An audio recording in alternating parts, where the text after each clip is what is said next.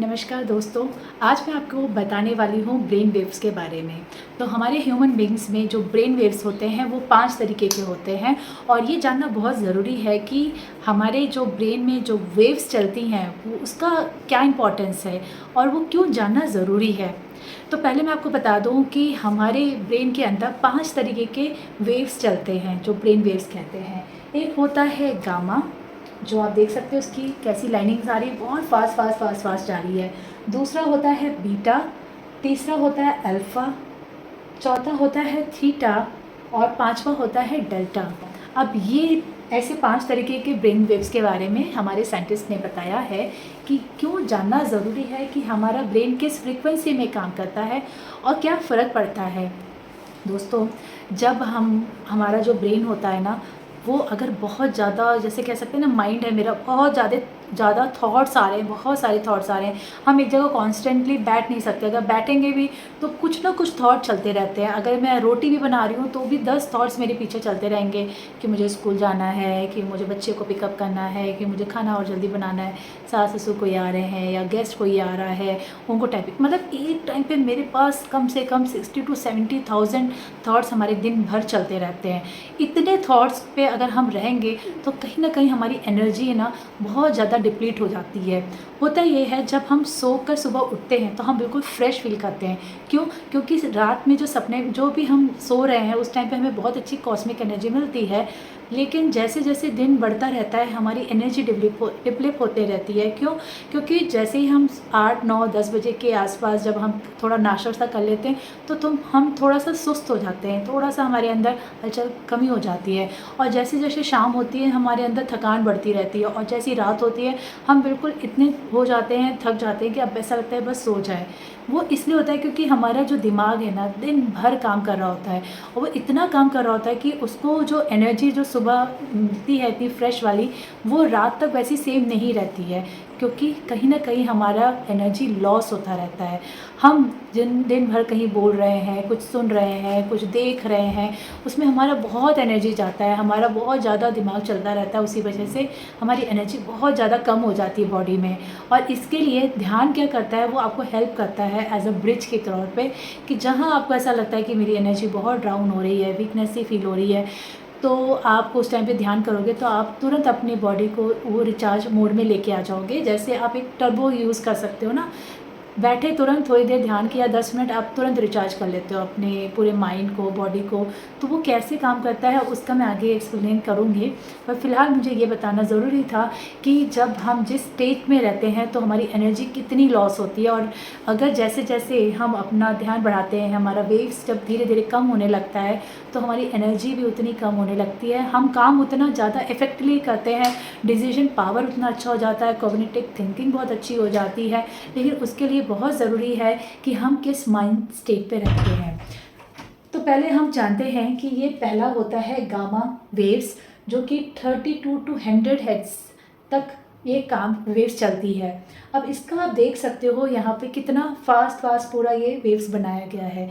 ये वाला जो ब्रेन वेव्स होता है ये किनका होता है, स्पेशली ये साइंटिस्ट लोग का होता है, किसी मॉन्क्स का, जो बहुत बड़े संत साधु होते हैं, जो बहुत ध्यान करते हैं पहाड़ों पे, वहाँ पे उन लोगों का दिमाग इतना शार्प होता है, अगर हम उनसे कोई भी चीज़ पूछे तो वो बहुत जल्दी बता देते हैं। उनकी याददाश्त पावर भी बहुत अच्छी होती है, बहुत स्ट्रांग होती है, और वो कोई भी बात अगर बोलते हैं तो सच में सच हो जाती है। या अगर कोई साइंटिस्ट कोई चीज़ का एक्सपेरिमेंट करते हैं तो वो भी बहुत जल्दी उनकी दिख जाती है कि हाँ, उन्होंने जो सोचा वैसे उन्होंने बना भी दिया चीज़ों को। तो वो कैसे? क्योंकि उनका ब्रेन जो वेव्स है ना, बहुत फास्ट काम करता है, और उनकी जो कॉग्निटिव थिंकिंग है वो बहुत अच्छी होती है, बड़ी शार्प होती है। इनके अंदर जो सॉल्विंग स्किल्स होती हैं कि किसी भी चीज़ को, वो बड़ी फास्ट होती है। स्पेशली इनको सुपर कंप्यूटर भी कह सकते हैं हम लोग, इतना इनका स्ट्रॉन्ग कंप्यूटर सिस्टम ब्रेन होता है। ये इस स्टेट में होते हैं जहाँ पर इनके अंदर यूनिवर्सल लव की फीलिंग बहुत ही ज़्यादा होती है, सबको एक जैसा मानते हैं, सबके लिए बहुत ज़्यादा कंपैशन होता है, लव होता है। ये ऐसे गामा जो होते वेव्स, ये उन लोगों के बीच में बहुत होती है, और ऐसे लोग का विजन बहुत क्लियर होता है, उनको लाइफ में क्या करना है, कैसे। तो जितने भी बड़े अगर हम नाम लें तो उसमें अगर हम कह सकते हैं कि एलन मस्क इतने बड़े आदमी हैं, तो ऐसे हमारे आसपास सिर्फ साइंटिस्ट नहीं, ऐसे बहुत सारे लोग हैं जो अपने जो भी उन्होंने विज़न किया हो वो फटाफट वो पूरा भी कर लेते हैं और आज सबसे रिचेस्ट कहला सकते हैं, सबसे सक्सेसफुल पीपल कहलाते हैं, क्योंकि उनका जो ब्रेन वेव्स है वो बहुत फास्ट काम करता है और उसकी वजह से उनकी क्रिएटिव थिंकिंग बहुत अच्छी होती है। वो लोग जो भी सोचते हैं, जो भी ठानते हैं, वो करके ही दिखाते हैं। ये इतना परफेक्ट होता है गामा वेव्स वाले। बट इनकी जो संख्या है वो बहुत कम होती है, बहुत ही लिमिटेड होते हैं ये लोग। पर हम अगर बात करें कि हम जैसे नॉर्मल लोग जो नॉर्मली बीटा वेव्स में ज़्यादा रहते हैं, नॉर्मल क्या कह सकते हैं कि हम सोना, उठना, बैठना, खाना पीना, पढ़ाई, जॉब वगैरह, ये जो होता है वो बीटा वेव्स वाले जो लोग होते हैं बहुत ज़्यादा होते हैं। इनकी क्वांटिटी इससे ज़्यादा होती है क्योंकि इनकी जो थिंकिंग पैटर्न है ना, वो आप देख सकते हो गामा से थोड़ा सा कम होता है। पर क्योंकि इनकी एनर्जी इतनी ज़्यादा लूज़ होती रहती, इतनी ज़्यादा कि दिन रात भर सिर्फ थॉट्स में ही उलझे रहते हैं और इस वजह से इनकी एनर्जी बहुत ज़्यादा डिप्लीट हो जाती है। तो उससे क्या होता है कि हमारे अंदर बहुत सारी डिजीज़ आने लगती हैं, क्योंकि पूरी एनर्जी आपकी सिर्फ सोचने और हम क्या बोल रहे हैं, कैसा सोच रहे हैं, कैसा देख रहे हैं, वो सब वजह से निकल जा रही है। तो क्या होता है कि हमारी बॉडी में वीकनेस फील होने लगती है धीरे धीरे कुछ टाइम के बाद। तो जो बीटा ब्रेन वेव्स है वो 13 to 32 हर्ट्ज की फ्रिक्वेंसी में काम करता है। आप उसका और इसमें डिफरेंस देख सकते हो कि ये फास्ट इतना नहीं होता है पर थोड़ा ज़्यादा चलता तो रहता है। बाकी सारे अगर हम वेव से अगर कंपेयर करें इन चारों वेव से, तो सबसे फास्ट अभी यहाँ पे बीटा ही दिखाया जा रहा है। अब बीटा ब्रेन वेव से क्या होता है, जैसे हम लोग को अगर नॉर्मल देखा जाए तो स्ट्रेस बहुत होता है, टेंशन बहुत होता है, हमारे को डर बहुत होता है, फियर आता है हमारे हर चीज़ में, और हमारे इमोशंस बहुत अप डाउन्स होते रहते हैं, कभी बहुत खुश होते हैं, कभी बहुत ही ज़्यादा दुखी हो जाते हैं। तो हम न्यूट्रल नहीं रह पाते हैं, पूरे टाइम हमारा दिमाग काम चलता रहता है। जैसे ही हम सोकर सुबह उठते हैं तब तक तो हमें बहुत रिफ़्रेश फीलिंग होता है, हम कोई भी काम जो भी एक्टिविटी है हम फुल फ्लेजेडली काम करते हैं, फुल एनर्जेटिक होकर काम करते हैं। पर जैसे जैसे दिन बढ़ता रहता है, शाम होती रहती है, हमारी बॉडी में भी एकदम मतलब ढलने लगता है कि हम थक जाते हैं, हमारी एनर्जी इतनी थकान सी फील होती है कि अब हमें ऐसा लगता है कि बस अब जल्दी से सो जाए। क्यों? क्योंकि बॉडी बहुत थक जाती है, हमारी एनर्जी इतनी ज़्यादा बाहर चली जाती है। जो भी एनर्जी हम नींद में लेते हैं कॉस्मिक एनर्जी के थ्रू, वो धीरे धीरे हमारी इतनी ज़्यादा डिप्लीट होती है, हम कहीं बात करने लगते हैं किसी से बहुत ज़्यादा, या कोई गलत चीज़ देख लेते हैं, कुछ ऐसी न्यूज़ देख लेते हैं जिससे हमारे दिन भर वो सोच चलती रहती है कि ऐसे कैसे हो गया, ऐसे एक्सीडेंट हो गया, ये हो गया। हम भी उसको अपने लाइफ में उसको ऐसा लगता है, फील महसूस करने लगता है कि हमारे साथ भी हुआ। हम कोई ऐसे टीवी सीरियल देखते हैं, मूवीज़ देखते हैं जो हमें पूरा दिन परेशान करके रख देता है, हमें बहुत सैड फीलिंग आ जाती है, दुख जैसा फील होता है। तो वो इस वजह से होता है क्योंकि हम उस बीटा वेव्स में रह रहे होते हैं। और अगर हम दिन भर अगर ऐसे ही ज़िंदगी भर तक हम सोचते रहेंगे चलो बीटा वेव्स में है, लाइफ तो ऐसी ही है, नॉर्मल है, टेंशन तो होता रहता है, अप डाउन होते रहते हैं, तो क्या होता है धीरे धीरे हमारा जो माइंड है ना वो काम करना धीरे धीरे कम कर देता है। क्योंकि जो हार्मोन्स, जो हैप्पी हार्मोन्स है वो बंद हो जाते हैं काम करना, और जो हमारे कोर्टिसोल जैसे हार्मोन्स है वो ज़्यादा दिखने लगते हैं हमारी बॉडी में। और उसकी वजह से क्या होता है, कोर्टिसोल का हार्मोन ऐसा होता है कि ये अगर ज़्यादा होने लग जाए तो हमारी बॉडी में बहुत सारी प्रॉब्लम्स आ जाती हैं।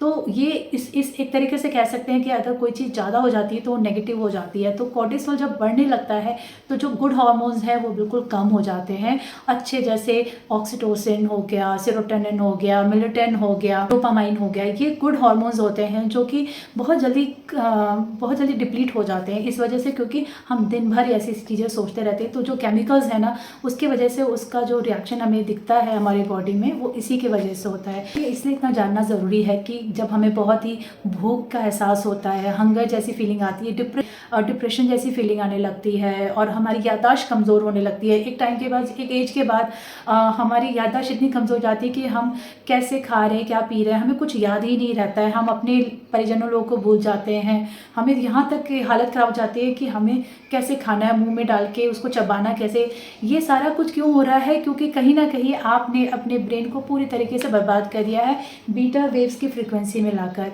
इसलिए आपको जल्द से जल्द ध्यान करोगे तो आप एक अल्फ़ा के स्टेज में आ जाओगे जो कि 6 to 13 हर्ट्ज़ का होता है। ये इसका वेव्स देखते हो थोड़ा सा नॉर्मल हो गया है। बीटा वेव्स बहुत तेज चल रहा है और ये थोड़ा नॉर्मलाइज होने लगता है। इसका रीज़न क्या है, जैसे आपका मन शांत होने लगता है और जब वो कॉस्मिक एनर्जी आपके एथरिक बॉडी में प्रवेश करती है और आपकी जब हीलिंग होती है, नाड़ी मंडल जब शुद्धिकरण होता है, तो आपको बहुत रिलैक्स फील होता है, बहुत रिफ्रेश फील होता है। आप अगर 10 मिनट का भी ध्यान कर लेते हो तो उससे क्या होता है कि आपकी जो ब्रेन की जो तरंगे हैं, जो मस्तिष्क का जो तरंग है, वो इतना स्लो हो जाता है और इससे आप इस स्थिति में रहते हो कि आप एकदम से अपने चीज़ों को रिवाइव करने लग जाते हो। मतलब आपकी सोचने की क्षमता है ना और तेज़ी से बढ़ जाती है, आपके काम में बहुत ज़्यादा इफेक्टिवनेस बढ़ जाता है। अब जैसे क्या होता है कि कभी कभी हमें पावर नैप ले लेते हैं, तो हम उस पावर नैप से क्या होता है, हमें बहुत एक एनर्जी फील होती है। दोपहर आते आते तक क्या होता है कि थोड़ा सा लगता है कि थोड़ा सा सो जाओ 2 मिनट 5 मिनट के लिए। तो जैसे आप वो पावर नैप लेते हो तो आपके अंदर एकदम अंदर से बॉडी में ऐसा लगता है कि अब मैं फिर से रिचार्ज हो गई हूँ, है ना। पर वो कुछ पल भर के लिए, कुछ टाइम के लिए होता है, फिर वापस हमारी बॉडी वही बीटा स्टेज में आ जाती है। पर जब हम ध्यान करते हैं तो ध्यान करने से क्या होता है, हम कॉन्शियसली होकर उससे फोकस होकर अपनी सांसों पे जब ध्यान देते हैं तो हमारे अंदर अवेयरनेस बढ़ जाता है। अवेयरनेस बढ़ने से क्या होता है कि हम आसपास की चीज़ें जो हो रही होती हैं हम उसे भी अवेयर होते हैं, हमारी सांसों कैसी चल रही हैं हम उससे भी अवेयर होते हैं। तो बाहर और अंदर की जब दोनों चीज़ों को जब हम अलाइन होकर देखते हैं तो हमारा मन काफ़ी शांत होने लगता है और हमारी डिसीजन लेने की कैपेबिलिटी बढ़ जाती है, कॉग्निटिव थिंकिंग हमारी बढ़ने लगती है, हमारी सोच विचार में एक समझ आ जाती है कि हमें कैसे बोलना चाहिए, क्या नहीं बोलना चाहिए। हमारे जो बोलने का तरीका है, जो व्यवहार है, वो भी क्लियर होने लगता है और लोगों को भी समझ आता है कि हाँ ये पहले से थोड़े डिफरेंट हो गए हैं। ये पहले बहुत गुस्सा करते थे लेकिन अभी देखो कितने शांत दिखते हैं, अच्छे दिखते हैं, हंसमुख दिखते हैं, क्योंकि वो जो हैप्पी केमिकल्स है ना अब वो मेरी बॉडी में रिलीज होने लग गई है। और उसका रीज़न ये है कि अल्फा स्टेज में आते आते हमारे जो कोर्टिसोल का लेवल है वो डाउन होने लगता है और जो हमारे गुड हार्मोन्स हैं जैसे डोपामाइन, ऑक्सीटोसिन या फिर सेरोटोनिन, मेलाटोनिन, इस तरह के गुड हार्मोन्स जैसे बढ़ते हैं तो हमको सोना भी अच्छा हो जाता है हमारा और हमारा मूड भी बहुत रिफ्रेश होता है। और इस स्टेज में हमें और भी बहुत सारी चीज़ें हमको दिखता है, जैसे कि हमारे अंदर जो थिंकिंग पैटर्न है वो बड़ी अच्छी हो जाती है, एक पॉजिटिव वे में, एक मिराकुलस वे में हम कह सकते हैं होने लगती है। साथ ही साथ हमारा जो कोई भी इंफॉर्मेशन लेने का जो तरीका, पहले कुछ भी होता था तो हम समझ नहीं पाते थे, माइंड में घुसता नहीं था, लेकिन अभी अल्फा स्टेज में आते आते कोई कुछ बोलता है तो हम उस चीज़ को और अच्छे से जल्दी समझ पाते, ग्रहण कर पाते हैं, क्योंकि हमारा माइंड शांत होने लगता है। साथ ही साथ हमारे अंदर की जो फियर्स होते हैं, जो हमारी पुरानी गलत हैबिट्स होती हैं, वो भी धीरे धीरे बिल्कुल गलने लगती है। मतलब अगर आपको किसी चीज़ का बहुत गंदा नशा है और आप चाहते हो कि वो छूट जाए, है ना, तो उस नशे से भी आप मुक्त पा सकते हो जब आपके अंदर के जो ब्रेन वेव्स है वो एक सही तरीके से काम करते हैं, जब आपके न्यूरॉन्स एकदम सही काम करने लगते हैं, आपके न्यूरोट्रांसमीटर से जो केमिकल्स निकलते हैं उससे आपको ऑटोमेटिकली आप कोई भी जो हमारे खराब पैटर्न जो चल रहे हैं लाइफ में वो भी ठीक होने लगते हैं, क्योंकि आपकी वो हैबिट ठीक होने लगती है। और साथ ही साथ अगर आप सबकॉन्शियस माइंड के बारे में जानते हो तो first layer of conscious mind, जो सबकॉन्शियस माइंड होता है, उसमें ये अल्फा जो वेव्स होते हैं ये एंटर करता है।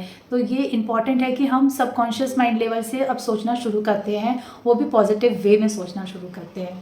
और अब हम जानते हैं थीटा वेव्स के बारे में, जो कि 4 to 8 हर्ट्ज़ का होता है। आप इसके वेव्स लेंथ देख सकते हो कैसी है, थोड़ी स्लो डाउन और हो गई है। तो इसमें क्या होता है कि इसमें जो आपकी थिंकिंग पावर है वो बहुत ज़्यादा स्ट्रॉन्ग हो जाती है, अल्फ़ा से भी ज़्यादा। और इसमें आपको लगता है कि सब लोग कनेक्टेड फील कर रहे हो, आप सब एक जैसे हो और किसी में आपको कोई डिफरेंस नज़र नहीं आता।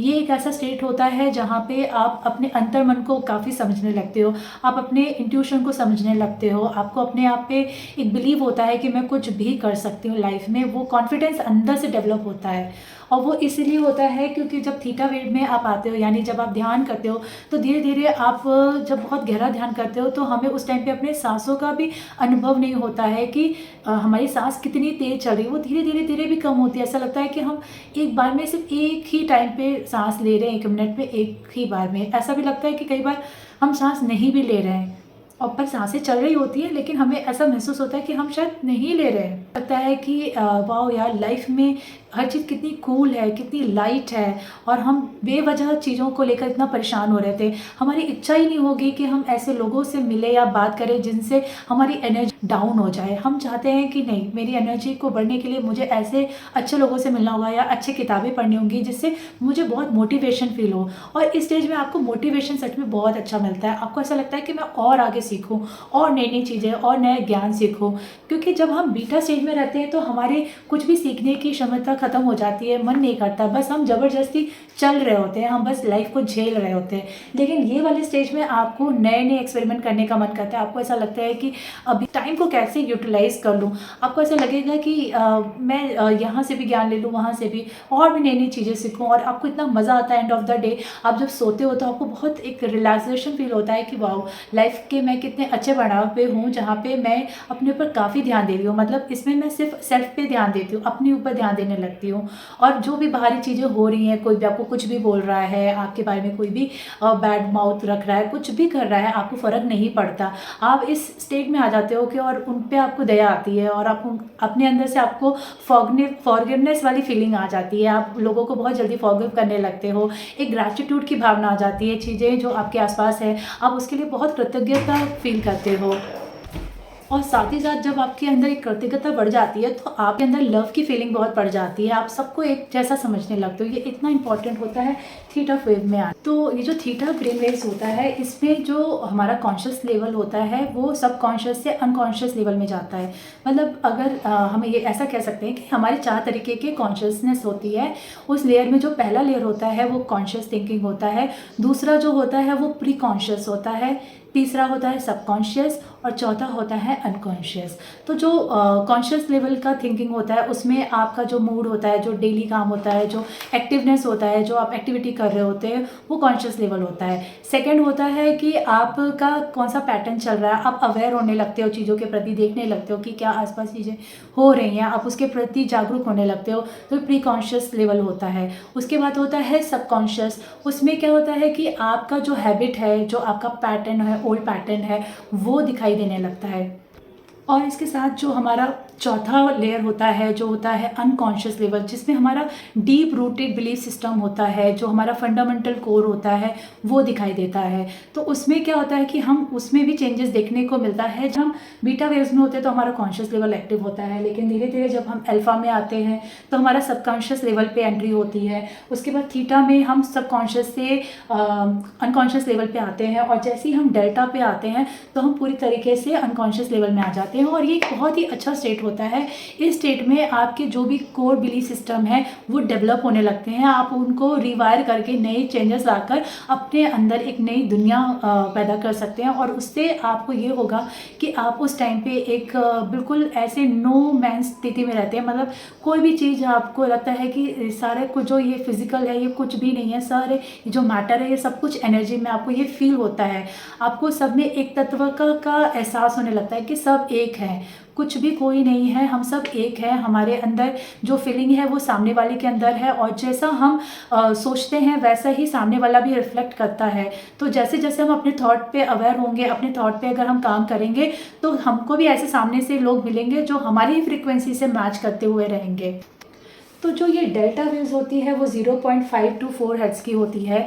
इस वेव्स में क्या होता है कि आप एकदम डीप स्लीप में चले जाते हो। जैसे कि हम जब ध्यान करते हैं तो हम इतने डीप में चले जाते हैं कि हमें कोई भी होश आवाज़ नहीं रहता है, लेकिन उससे हमारी बॉडी रिजनरेट कर लेती है। मतलब आपकी कोई भी चीज़ की कमी है आपकी बॉडी में, वो फुलफ़िल होने लगती है। एक नई आशा की किरण दिखाई देती है, और वो होती हुई नज़र भी आती है। आपको अपनी बॉडी में एक नया एनर्जी फील होती है। आपको ऐसा लगता है कि मेरी बॉडी में काफ़ी हद से ज़्यादा मैं एक्टिव हो गई हूँ, और मेरी बॉडी में इतना हल्कापन आ गया है कि मैं कोई भी चीज़ बहुत ईजिली पा जाती हूँ। चीज़ें मैं बहुत जल्दी अट्रैक्ट कर लेती हूँ। मैं जैसा सोचती हूँ वैसी चीज़ें मेरे सामने दिखने लग जाती हैं, और वो हो भी जाती हैं। तो यहाँ पे जो भी आप मैनिफेस्टेशन चीज़ें आप थीटा वे में करते हो वो बहुत एक्टिवली काम करती है।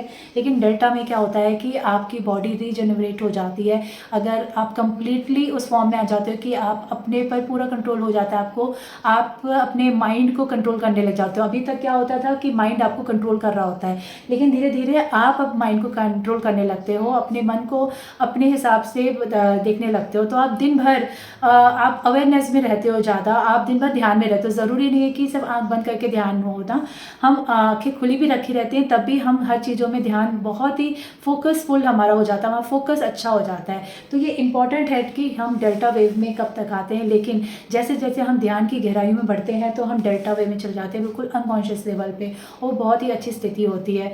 बट फिलहाल अगर आपकी स्टार्टिंग है तो आप बीटा से पहले अल्फ़ा में आने की कोशिश कीजिए, क्योंकि ये बहुत इंपॉर्टेंट स्टेज होता है। धीरे धीरे फिर आप थीटा में आते हैं, तो आपकी लाइफ में कोई भी मैनिफेस्टेशन चीज़ है, आपको कोई गोल सेट करना है कि मुझे आगे इतने साल में ये बनना है, या मुझे इतने पैसे कमाने हैं, या मुझे ये पोजीशन चाहिए, मुझे ये घर चाहिए, तो वो थीटा वेव में बहुत ही अच्छे से काम करता है। तो उस टाइम पे आपको अलर्ट और अवेयरनेस में पता होता है कि आप क्या कर रहे हो लाइफ में, और वैसे आपके डिसीजंस होते हैं। तो आई होप आपको मेरा ये जो कॉन्सेप्ट है थोड़ा समझ में आया हो। अगर कोई भी डाउट है तो प्लीज़ कमेंट कीजिए, और इस वीडियो को यहाँ तक देखने के लिए बहुत बहुत धन्यवाद। नमस्ते।